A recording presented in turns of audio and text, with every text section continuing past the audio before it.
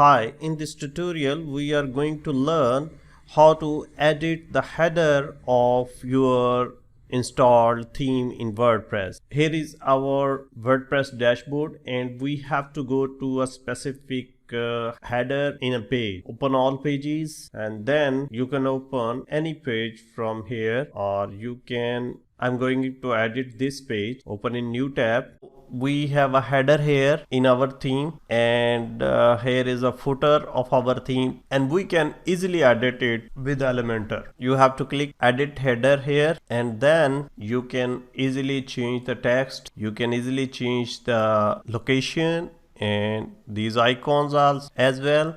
And same here, you can change the menus like its directions, and you can change the text from here, images from here, and the same way you can edit this header easily with the help of Elementor.